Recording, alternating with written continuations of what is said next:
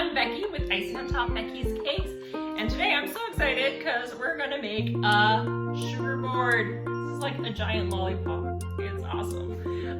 Yeah, I had a lot of fun with this one because one, I love beaches, I love the ocean, and I love sugar work. So I decided to combine all of my loves into one. And so this is what we're gonna put our cake on today. It is made entirely of sugar, a little bit of corn syrup, and a teeny bit of vinegar. And if you haven't seen my sugar recipe, you can watch that video tutorial, but it's super easy. It just takes some time to cook on the stove to cook all the water out. And so that once you cook all the water out, you get to this kind of consistency, and I've poured it in several different stages, and that's what we'll have with today. And so in the middle is where I'm going to put the cake, and the cake is going to be a mountain island.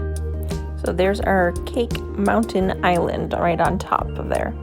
So I'm very excited about the cake, and I'm excited that even the cake board is going to be edible. So all of it will be edible, and this you can customize the flavor even if you wanted to. You can actually add a candy flavoring, but right now in the state that it's in, it tastes a lot like cotton candy. So it's super yummy, and I'm super excited about this. Let's begin. We're going to use an adjustable silicone baking mold, so it's safe for these high temperatures. Putting it on top of our silicone mat. I got the color royal blue gel food coloring and just a little bit of ice malt. It's pre-cooked white ice malt. And our blowtorch. I'm going to make sure our sugar is cooled down to about 200 degrees at this point, because it's 300 when you take it off the heat. Well, over 300, but check out my recipe if you need that for this. I have another tutorial for that. But I'm going to put a couple dots of the gel food coloring in here. Now, the reason we have to wait till it's cool enough is because this will not mix at all. It'll just clump up the gel food coloring if you have it on there too hot.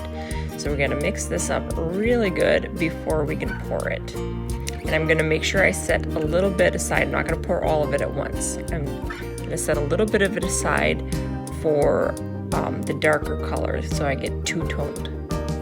Now, as you can see, it's a nice Caribbean blue-green, and we used royal blue. That's because the sugar is always going to be yellow, so you always have to keep that in mind when you're going to mix your sugar, that the sugar starts out being a little bit of a yellow color, so whatever color you add into it, you have to factor in the yellow.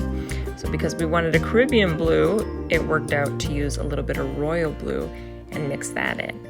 So I'm just pouring this straight out here, and I want it to come all the way to the edges as closely as possible, and that cake frame will keep that in place. Now I'm going to keep some of this because I want that to be the darker blue around the edges. Put a little more royal blue to that to darken it up more, and I'm going to add that right to the edges, and I'm going to overlap it so that it's kind of like the overlapping ocean colors. And the reason I'm using the white ice malt today instead of white sugar is because white sugar is very hard to get white in its liquid form. You'd have to add quite a bit of the white gel food coloring to get it the shade of white you want in the liquid form. Now with my swans, I managed to get it that white because I put a little bit in and then I pulled it. And when you pull it, you mix it in more. So it works out. But if you're trying to put a little bit in the liquid, you're gonna have to add quite a bit, and then it becomes unstable because you've added too much gel. So that's why I just used just a teeny bit of pre-cooked ice malt for my white.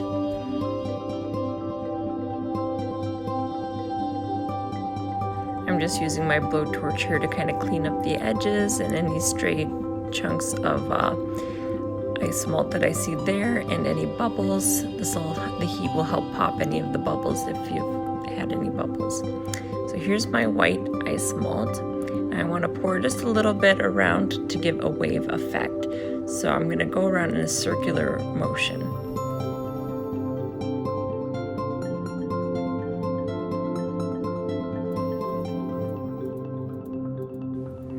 And then I'm going to get out my blowtorch and my silicone spatula. I'm just going to heat each of these lines and then use the silicone spatula to make the wave effect and spread it out a little more. And then you can just heat it more as you go.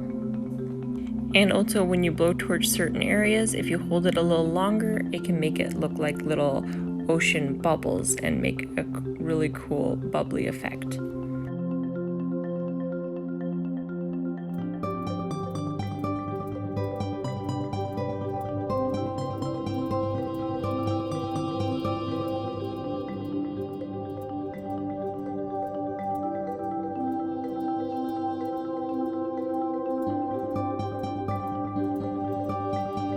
Here's a close-up look at the sea foam bubbly effect that we want to make with that ice malt. Just heat it and it kind of bubbles out like that.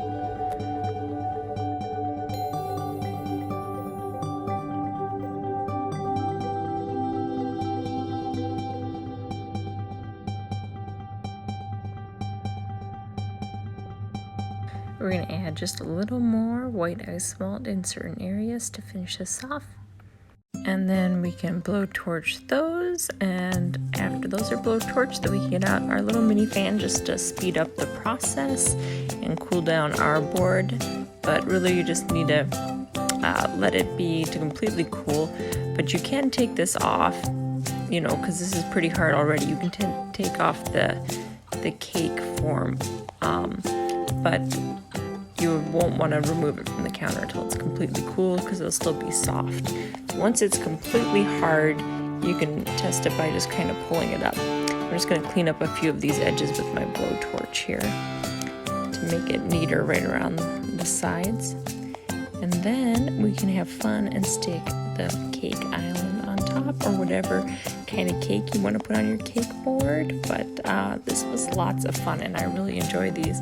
And I just love the fact that you can eat the cake board as well. It's just like a giant lollipop. So thanks for doing this tutorial with me. And if you want to check out that recipe on how to make pulled sugar, you can make not only cake boards with it, but you can make all kinds of things. Flowers, swans,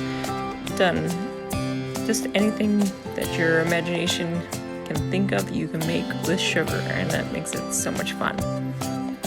So please subscribe to my channel. Thanks.